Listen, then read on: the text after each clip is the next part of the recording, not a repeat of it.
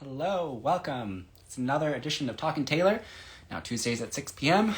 Keep on moving it because we keep on adding more hours of rehearsal, which is great. We're so excited to be back.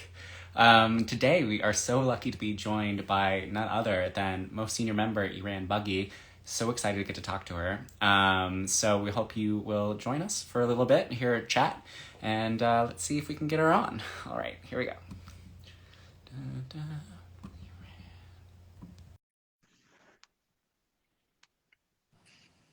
Hi.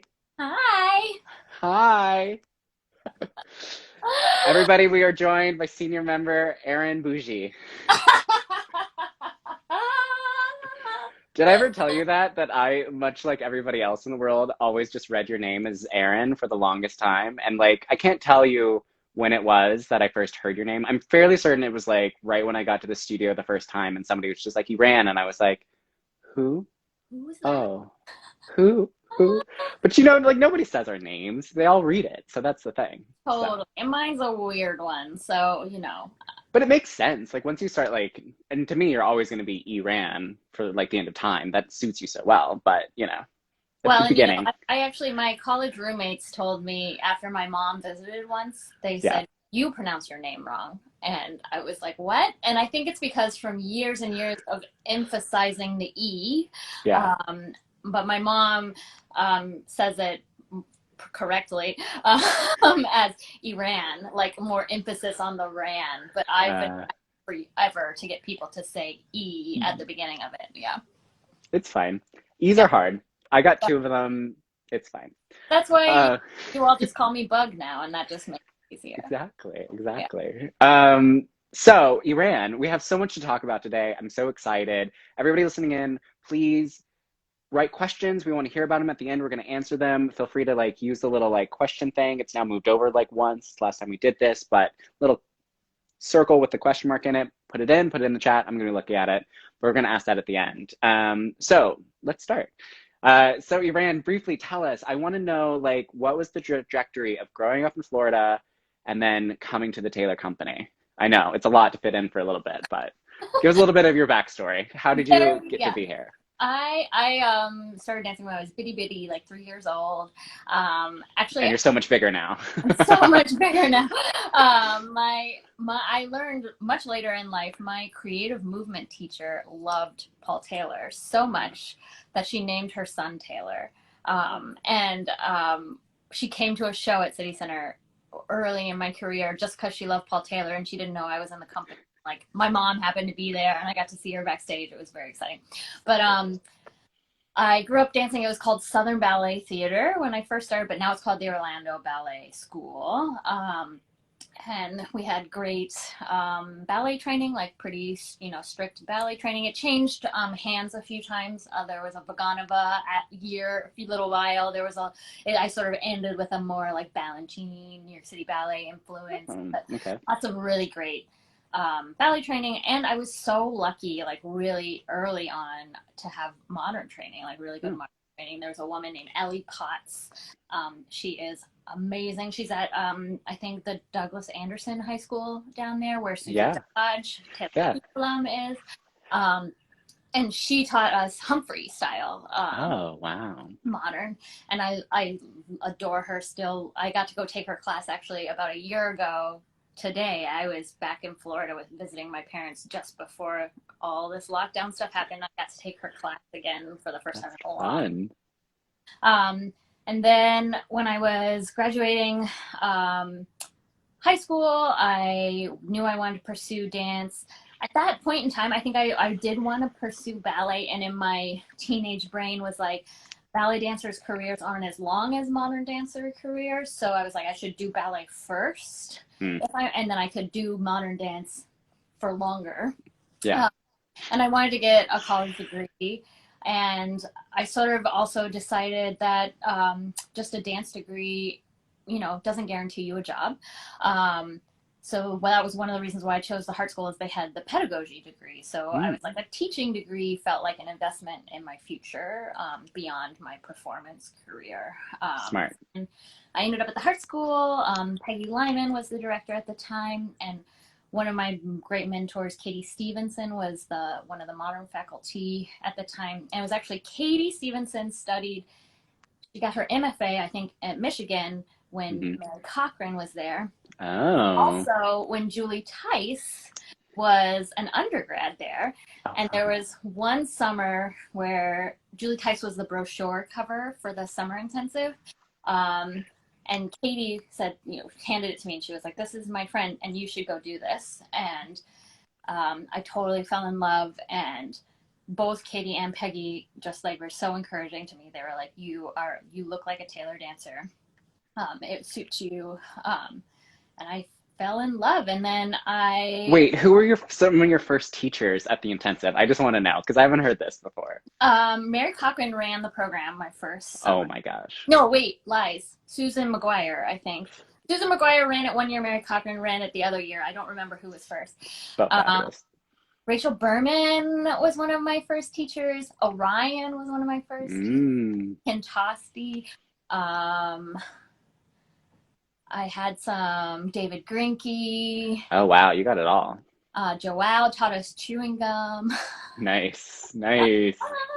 It was great. I was so Cool. in love. And my second summer there, I actually Laura Halzak, and we met when I was still in college. She came and was taking class after she had graduated Hmm. with the Hart School people, and we took the intensive together. And I have this vivid memory of Orion chasing us down into the locker room and being like, Eran and Laura from Hartford, because he wanted us to come watch Shanti dancing. Nice, Studio. Yeah. nice. All right, so you were bitten by the bug. You had to do it. Yeah, I was so in love. And but at the time, I remember looking at the website, and Parisa Kovda she's the next senior woman to me.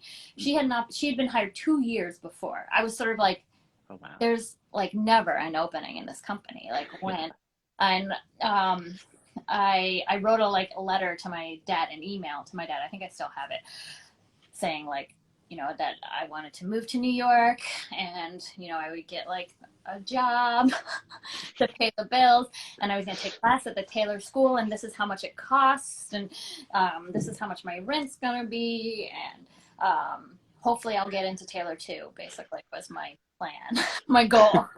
And I also had met Amy Marshall, Mm. um, who had her own company back then, and I also loved her, and I thought, I would try to get into Taylor or her company, and that was sort of going to be my Your way hope, in. Yeah. dreams. Yeah. um, but like, it didn't take you as long as you thought it was going to. I mean, I understand like watching the like website and thinking I'm never gonna get in, but really, what you probably had like, was it like you did one audition and then didn't make it, and then it was the next year that you got in? Not even a year. Yeah. I got to audition. I I heard through the grapevine that Taylor 2 had an opening, and Mm-hmm. that there was a chance that Paul was going to pick someone out of class. So I actually skipped school, came down to New York, and took Taylor class on a Monday morning. And there was only like 6 people in class because the company was down.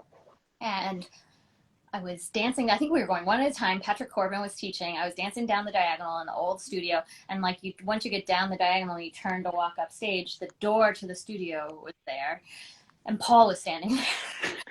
And I was like, and like we said before, I'm very petite. Paul's very tall. And I got to the corner, and I sort of was trying not to make like eye contact or act weird. And he like leaned down into my ear, and he was like, where are you from? What's your name? And he asked Patrick to invite me to the Taylor 2 audition. It was a closed audition.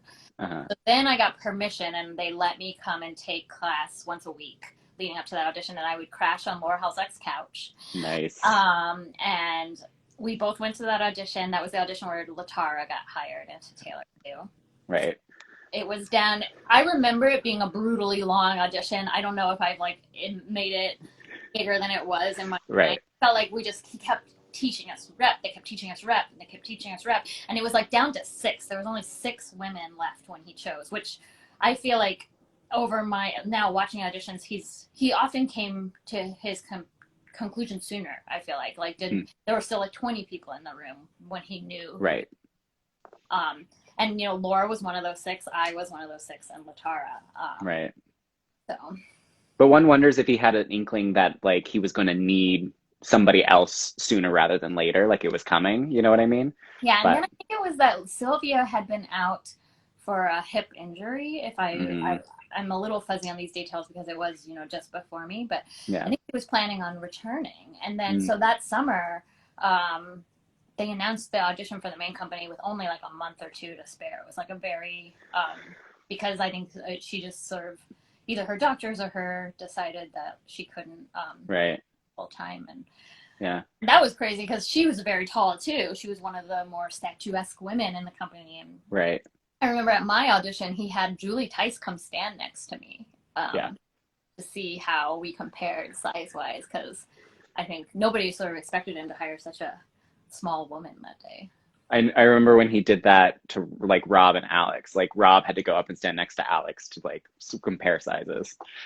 And yeah, Yeah, I remember adorable. being like, should I try to be taller or shorter like your kids? I know. Everyone was like trying to read his mind. I Yeah. think at one point somebody was just like, "Oh, I'm glad like Rob got up because he's a little bit taller than Cisco, who he's trying to replace." So it was good and something like that. But you know, Yeah. where everybody was always like that was the beauty of these auditions is there always seemed to be a hidden agenda amongst the company members of like trying to help you out. Like everybody like had that like sense of like, okay, what can we do? Can we go across the floor with them in class? Can we like put them in the right place at the right time? You know, but like also the other rule was nobody say you like anybody because then he'll immediately write you off. So it was all these kind of like mind games to like, put I the right person remember forward. like, the warmth coming from the front of the room, like that, like somebody was one of the company members was like kind of marking it in the corner for us, and like they would do these like really quiet, like like snaps and applause, like, and you felt like so supported Yeah. by everybody there. I remember. Yeah. Yeah. So how does that work on like when you get into the company? So like you had said that Parisa had already been in for a couple of years. So like you were really coming in and everybody had kind of been there for a few years. Like you didn't really like it wasn't like me and Alex where we like had each other as like the newbies to come in and be like, "Oh my gosh," like everybody was senior to you. So what is that experience like stepping in as the junior girl in this fantastic company? And who were the dancers that were senior to you that were like around?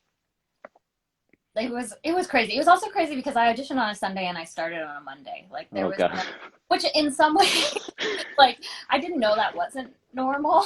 Right. And it was great because like there were no expectations. Like I wasn't expected to know anything. Like I just like showed up like bright-eyed and bushy-tailed, and um, and even though Paul had seen me, I think, that day in class, and I think he did like me. Uh-huh. Um, and I'd been to the intensive, but I don't think a lot of like I was still in college, so I wasn't quite yet like a regular at the school. So a lot of the company took like a little bit. I was sort of like out of nowhere to them. Right. Um, but I was, I think Amy told me once, she was like, I knew you were going to be okay. Amy Young, who was one of those women that I had to look up to. She was like, I knew you were going to be okay because you asked a lot of questions. Uh, and I guess I wasn't like, I didn't feel like anybody expected me to know everything. And it really was such a lovely group of women. Like Heather Barrest was, I think when she first got in, she felt a little more like sort of bullied, or like, people sort of like sink or swim, it's up to you. So she Right. was quite on a mission to make sure that I was going to be okay. And I think she did a similar thing with Parisa because, she might have been the senior woman right when I got in. She was the Mm, first to retire after I got mm, in as well. But she just took me right aside, and she's so like quiet and soft spoken. You just like, you feel so safe with yeah. her. Yeah. And, Lisa Viola was the senior woman of the beginning of my career. And Right. um, I And just then was remember, that at the time when this like Lisa was also associate rehearsal director? So it was like Betty and Lisa were running things. yeah, basically, yeah. Yeah. Wow. Yeah. And Lisa was incredible. Like she worked until the last minute of the day. Yeah. um, she spent a lot of those, or my early years, she takes these beautiful, specific, meticulous notes. And she would spend the end of her day, I mean, she was there to be available, I think, to Yeah. like me if I had questions, or any of the dancers really. And she would be sitting there with her little like DVD player and her headphones, taking these meticulous notes. And whenever we were in rehearsal, she and everybody, but she being the senior woman, like she danced like full out with feeling every time. And I remember, at that point, you only are in like one or two dances. And I remember being like, I'm so tired.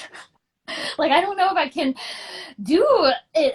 It's hard twice a day or so, and like, but being like, if she still is working full out with feeling like this, then I have to. Like, she's perfect already. I Like, know. I have a lot to work on. Yeah, yeah. No, I think the bug of, pardon the pun, the bug of everybody's, work ethic when you get into the company, because I think oftentimes people think like you get the job and it's like you got it, and if anything, it's harder. It's like you get the job out of a sense of luck, and then it's like the work starts. And to watch, senior members like yourself to, what their process is and how they're in the studio, so much of that is, company culture and picking that up through osmosis like that. So, um, and what was the rehearsal, like the creation process like? Because you were ground zero for a lot of like Paul's late great masterpieces. Like your first dance was Banquet of Vultures. You were in Beloved Renegade, The Uncommitted. Like there's a ton of pieces that you did, and maybe you weren't featured yet, but you were still like there to see how that was all working. Yeah, and again, it was like, day one. I think at that point, it was still a little bit like later in my career, Paul would sort of call the whole company in, and we'd all sit at his feet, and he Hmm. would sort of tell you who was in the dance and who wasn't. He'd sort of read the whole cast list. But when I first got in, I think he's still a little bit like, just you got called in, and like the first day, if you didn't get called in, that didn't mean you weren't in the dance. It just meant he hadn't gotten to you yet. Mm. And Heather was like kind of explaining this to me quietly, and Betty comes in, and like I think I got called into the studio that very first day, just, and then Banquet of Vultures starts with everybody laying on stage, falling off stage, and then like just running like from one side of the stage to the other. And it's there's other stuff going on, but I was only one, I'm the new girl, and I was thrilled to just be in the room. And I think on like the fourth day or fifth day, like well into this week, he had me run and leap over somebody's body on stage after all I'd done so far is crawling. And the room sort of like erupted in like a cute way, because it was like the first time I got to do anything. And Paul said, "You thought you were going to dance when you joined the company." Oh, it's true. It's true. I mean, and gosh, that would terrify me actually. Like I remember being terrified in Concertiana and just like looking at you like, Buggy, what do I do? As we're doing all these passes and he's kind of calling out things. So I can't even imagine Beloved now that I've done it, the craziness of like you run there and you run there and don't run into that person. And you're just like, I'm trying to remember which I don't know which creative process it was, but it was an early one that was a bigger dance. So it yeah. wasn't Troilus, I don't, but that he was like, I remember him being like, I need a jump. And like the room, like I was sort of standing in the middle of the room, and like everyone in the room just like takes the air, and every jump and they're doing like amazing things, and I was sort of like, oh god, like do something. And like you're just, when he's just looking, and eventually he's like, yeah, what's Rob doing? And then he's manipulate, like, can you do it with your arm this way, can you like contract your back, and like by the time he's done with it, it would be irrecognizable almost from Right. the thing. But you wanted nothing more than to be the one that he crafted something on. Yeah. Yeah. Um, so I'm just curious, how old were you when you got into the company? Like you were probably what, like I think I 24? turned 22 right after I got. I was a baby. Right. Yeah. And you and I were literally just talking to Devin today, and Devin was like, "Oh yeah, I would have been graduating college like just this last year." So now that has come back around, because when I got into the company, what, 3 or 4 years ago, everybody was senior to me, and like all of a sudden it's like changed in an instant. But like, what is that like now that you've stepped into the senior person role? Because like there is nobody senior to you at this point, and so I'm sure that's got to feel like a different kind of thing. So what is that like to I do don't that? know yet. um, it's crazy because like when we were, I don't know if everybody knows. Lee's mind is like a steel trap. Like he knows all the history and all the facts and like what years. And I was sort of like, oh God, like I don't know if I even remember like my history. Like I should look through my like emails. And so I've been like combing through. And it's interesting because like I have a memory of like when like early in my career, because I'm petite and I'm cute and I was young. I was so young, Paul definitely, I feel like, sort of cast me in like childish roles, like, and then um, there was a year that I got to do, I think, a few understudies actually that like, and he was sort of like, oh, I feel like he was like, oh, like he saw me sort of outside of my type. And then he started sort of expanding what he gave to me, which was really cool. And one of the first ones of those was Sunset, which is a role that is just like so precious to me. And then after that, which I'm surprised because in my mind he gave me the White Duet in Roses, and I got to dance that with Michael Tresvant. And I remember sort of being shocked, like because I just felt like it. There's still like an innocence in the Sunset Woman, whereas I felt like the Roses duet is like a grown woman. Really? Um, and I still didn't feel like a grown woman yet in a way in my position in the company. And Right. in my mind it was early, but I was like 10, I was 10 years and wait, what am I think? Am I wrong? No, it was 5 years in the company. I guess that is early. I mean, sort But of. I it was a weird transition and like not feeling like ready for it in a weird way, and like just feeling like okay, I have to start thinking of myself at like I have to be able to present this like fuller and like more range, and then sometimes being on a show where you have to go from sort of this little ingenue to Yeah. this mature woman. Right. um, and I feel like it took me like I think I'm still working on that. I think that's why in a lot of ways like I'm still here, is that I'm still it's I still have a lot that I want to figure out in Paul's dances. Like Right. I don't I don't know, does that relate to real life like a little bit maybe? Like Yeah. I think the big difference is like just in the last like few years, like I feel a lot more confident about my place in his work, and I Mm. feel good about the choices. I don't feel like I'm second guessing my choices on Yeah. stage in my artistry as much.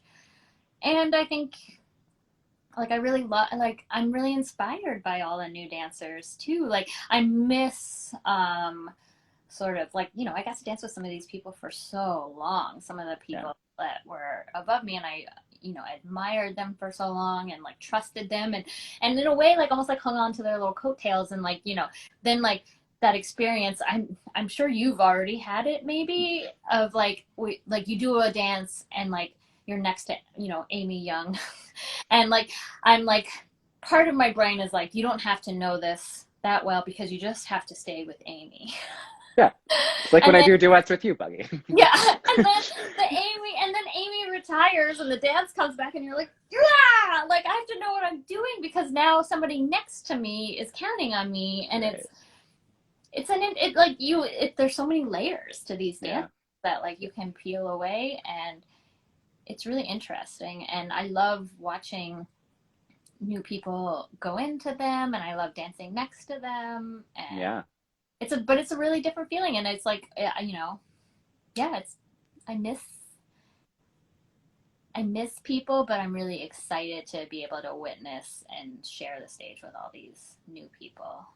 And What's a role or two that you've been helping somebody with in the company that you're really excited about? Like something that like Lisa or Jada or Madeline has gotten to take over that you've been kind of like helping them with, just so everybody gets to know. Because I get to see it all the time and I enjoy I it. mean, dancing, doing Arden.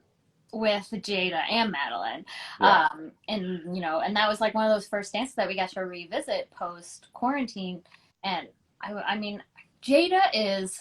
I mean, all of you guys. I feel like you guys are so fast at learning, like way faster than I feel like I am.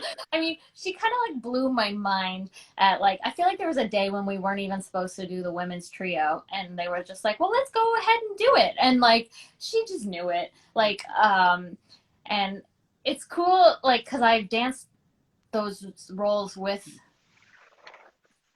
other bodies, and like you get used to the way the other bodies move, and then it's like, so seeing these new bodies, like, it's so interesting to see Yeah. how it informs how you're moving. I don't know. I also loved passing my old part in Esplanade to Madeline.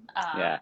And I love watching her do it. And when I first got to do that role, Julie Tice was just an angel to me, and she and I shared the role for a long time. And most of the time she got to do it, I got to do it like every now and then.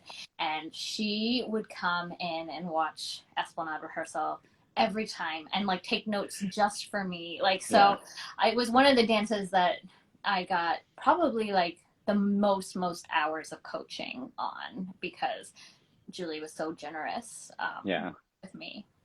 So I have a lot of like strong happy, associations that I'm like want so badly to pass To on pass to the on. next person. Yeah. Totally. Totally. Oh gosh, we've been chatting so much. So a couple quick questions. Um, let's see. Oh, so many questions. I should plug. I'm wearing an Anne Maria original piece of jewelry too. Totally. Um, an interesting question. What are some of your favorite Taylor pieces to perform? So If you had to hard. like, I know, it's hard. I mean, This is always always Esplanade. Never always Esplanade. Esplanade. Why is it Esplanade? This is a question nobody ever gets to like explain. Why is it Esplanade? Why is Esplanade like such a piece that like you can always do? It's just such a delight. It's such a delight. It's such an adrenaline rush. Um, it's like the kind of thing that I think I could never push my body to that physical limit like anywhere outside of a pole dance. Like when I retire, I will never work as hard on a treadmill as I do on the stage. And um, it's so great. It just has such a great build, and Yeah. audiences just love it. Like it's the greatest. I love Sunset. It's one of my most favorite. I love Eventide. Though those two dances are a bit like I feel like I'm like in church a little bit, Yeah. like how sacred they feel to me. Yeah. Um, Yeah. Sakura. I love Sakura. I miss Sakura. Uh, Really? Did you do which part did you do? You were the Carolyn Adams Monica part with the Bob last time? Last time, yeah, I got to do the Mistress, which was The Mistress. exciting, and I did the I was one of the barmaids, but the one who gets her paycheck stolen. The first time I did it. Oh, right, the Linda Kent part where you have to like jump on somebody. Yeah, I'm always worried somebody's gonna fall in the pit when that happens. I almost fell in the pit in Junction at the Bach Festival. Oh yeah, I can't ever forget that. A double turn to a whoa. Oh, they're Uh, so endless. I can't decide. Those, if you held, me hostage, those would be the first ones out of my mouth, probably. yeah. And I was just to like wrap us up, I wondered like if you could speak a little bit to like what it is. I was thinking of you and Rob performing the Eventide duet, and like that duet holds a special place in my heart and so many people's hearts in the rep. Originally created on Andrew Asmus and Rachel Berman, and then you guys got to take over it. And I don't think there was meant like were you guys the next people to take it over? There really hadn't been in rep that much, I think, before. Oh, I think Julie was in the part right Julie before did you, it. right? Yeah. But like you and Rob are so close as you are with Amy as well. So like what is that like? Because you and Rob kind of had like one of those pairings where it was just like magic on stage together. You guys created so many great duets together and then you performed so many duets. So like what is that feeling like to like have so much trust in another person on stage? And please don't cry. Yeah. I mean, there's so many. I could say this about so many of the men, obviously, including you. But yeah, I did love dancing with Rob a lot. Like I really, he's both a very strong partner and a very sort of technically skilled partner. So even if I would screw up, he could save it, which is always reassuring. Wow. Um, and yeah, I really trusted him. I never felt like embarrassed if we were working something out. Like it was always an easy working relationship. And like on top, like I was present for the birth of both his children. So like we have like a very It's almost deep. almost family relationship I have with the client first. But it's cool. It's like weird to like also fall in love with your brother on stage a little bit. I'm sure you're like, okay. And then he leaves you. What a jerk. But he's so in the moment. He's so committed as an actor. Like you can't help it. I know. I Yeah. know. I do miss being on stage with Rob because he was always just like, when he brought it, as he did all the time, because he was like one of the most, always on it people. Like, I was always like, so, Yeah. but Yeah, he gives you permission to be vulnerable on stage, I think. yeah, I think in his preparation, which is so true for what we're talking about, Lisa, and about you and Amy, and all so much, in their preparation, they allow themselves to be in the moment when they're on stage. And they can go anywhere because they're so prepared to do anything. Yeah. So, and I mean, I always thought one of you was going to fall at one point or another, and it never did. So, I could talk to you for hours and I hours, and we know. have, but we're going to wrap it up here. Thank you so much for joining me, Buggy. It's been great to talk to you. To everybody watching, thanks so much for joining us. I'm sorry if we didn't get to one of your questions, but feel free to reach out on Eran's personal account. Reach out to the Taylor Company. We'll hook you up with an answer. So happy to. Thank you so much for joining, everybody, and have a great rest of your week. Bye.